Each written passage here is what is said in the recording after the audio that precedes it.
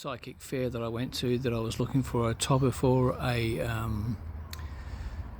hiking cane, hiking staff that I was making. I couldn't find anything there, so on the way home I had this idea of something to try, and this was the idea. I didn't know it was going to work, but I've done it anyway. And this is or it was a Banksia pod flower head that I've burned all of the fuzz off it that makes the holding parts. These bits here, they open up so the seeds will fall out. Banksias have evolved to do that in bushfires, so that's how they spread their seeds. Anyway, I burned all the bits off and most of the seed holders opened, and I got the seeds out. So then I've sort of scraped off all the bits that was left. This part here, this stuff here is actually still sort of fuzz. It's not right. It's not actually the wood of the Banksia, but I decided I was going to leave that on there and seal it, which I've done with a semi-matte black paint, which seems to have done pretty well. It has that sort of rough texture, which is what I wanted. Then the actual seed holding parts actually go all the way down into the wood, so they're quite deep. And they already had a sort of a golden colour to them, so I painted them gold and extended the gold out onto what I call the lips of them, because they do look kind of like mouths. And what you see in there is a lot of tiny chips. I mean, this is the size of it compared to my finger.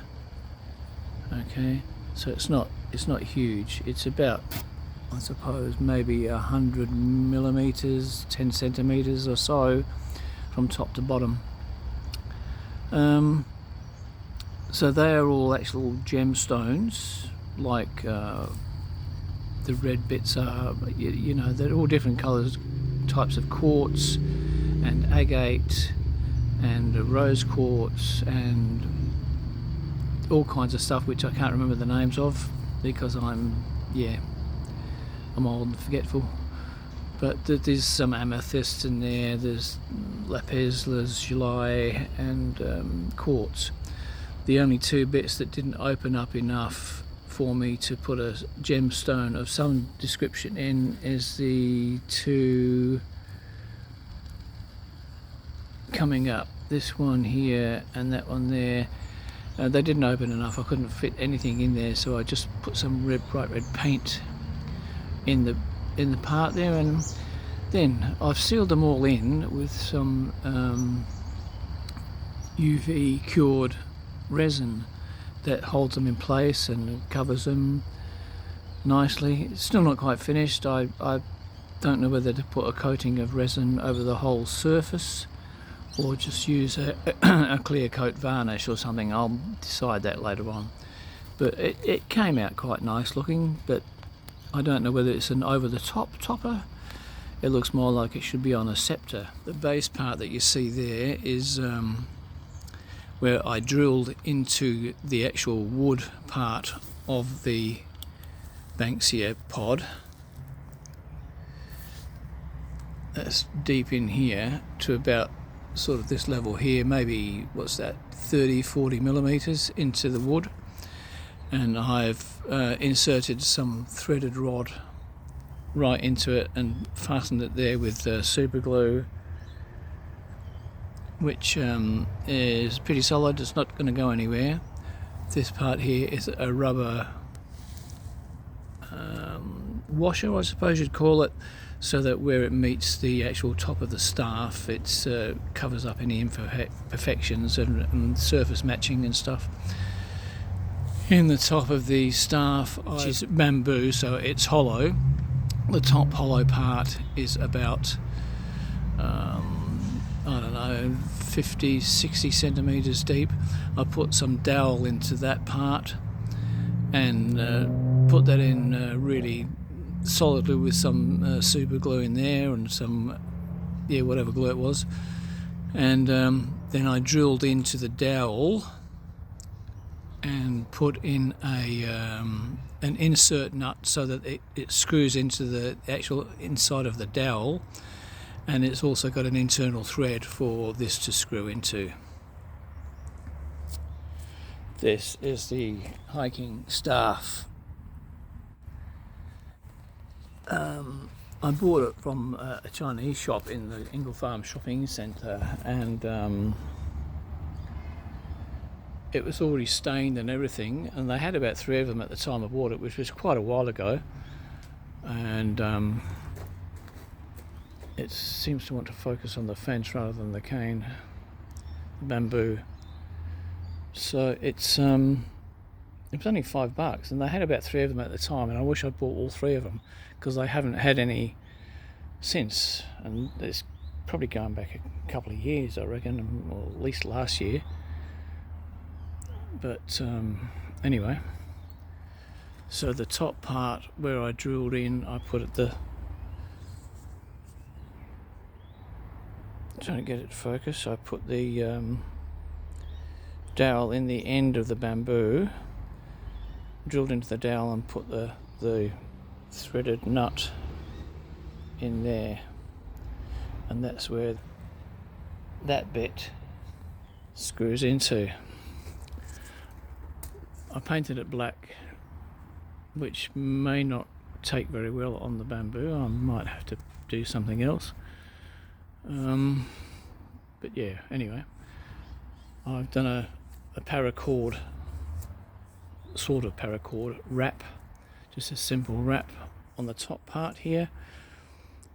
It's about nose level to the top here on me. So this is at the top, so it's good if I'm sort of balancing, if I'm going downhill or something. I've done another wrap in leather here, inside out, so that the actual suede part is showing, and it's attached with contact adhesive. This is a pure copper self-adhesive foil, which I wrapped around just to sort of seal the end a little bit. It looks a bit rough, rustic, but that's fine, that's good, that's me, I like that. But this is a good grip for when I'm just walking normally. So I just have my elbow bent about 90 degrees, so it's just good for normal walking. And this is good for balancing, going downhill or crossing streams or whatever I happen to be doing, if I'm ever crossing streams. This is the base of the staff. See if I can get it to focus properly. This part here, this rubber part here, is just for walking on smooth, perhaps slippery surfaces. Come on, focus. Surfaces that can be damaged or whatever.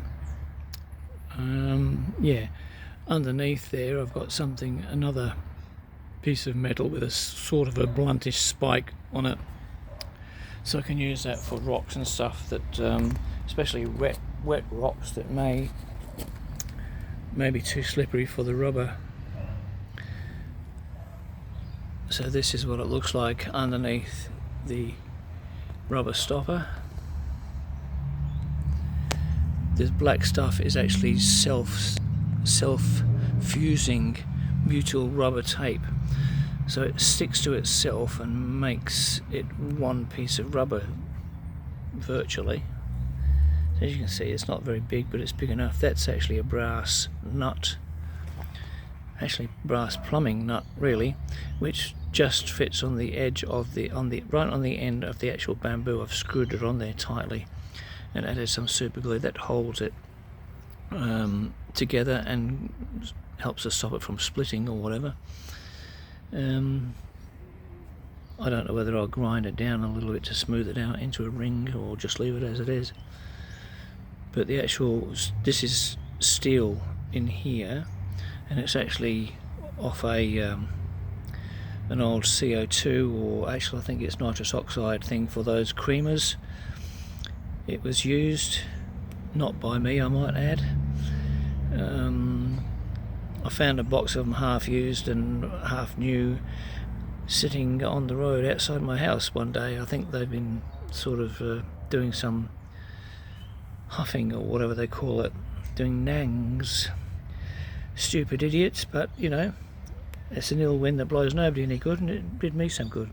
So what I did was, this is a used one, which of course makes it a hollow steel, which is light but strong. This is a screw in the end.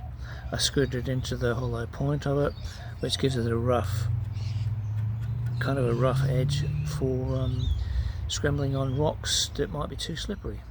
So this is what it looks like with the topper screwed in place.